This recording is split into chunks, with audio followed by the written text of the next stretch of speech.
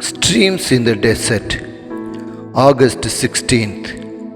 I waited patiently for the Lord. Psalm 40, verse 1. Waiting is much more difficult than walking, for waiting requires patience, and patience is a rare virtue.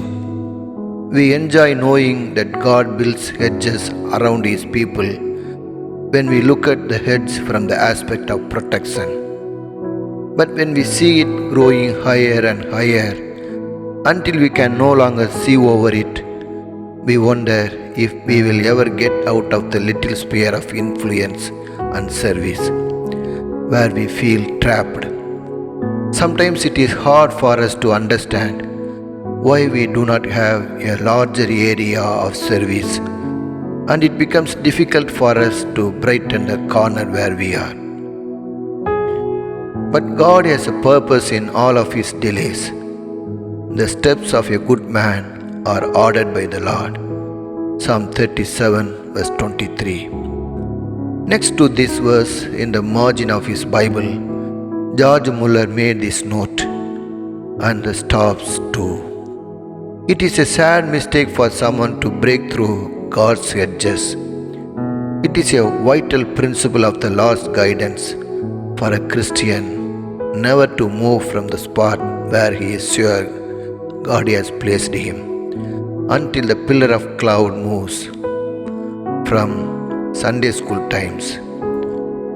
Once we learn to wait for the Lord's leading in everything, we will know the strength that finds its highest point in an even and steady walk.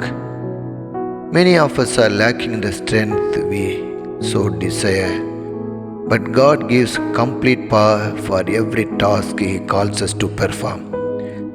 Waiting, keeping yourself faithful to His leading. This is the secret of strength, and anything that does not align with the obedience to Him is a waste of time and energy. Watch and wait for His leading. Samuel Dickey Gordon. Must life be considered a failure for someone compelled to stand still, forced into inaction, and required to watch the great roaring tides of life from shore? No, victory is then to be won by standing still and quietly waiting. Yet this is 1,000 times harder to do than in the past when you rushed headlong into the busyness of life.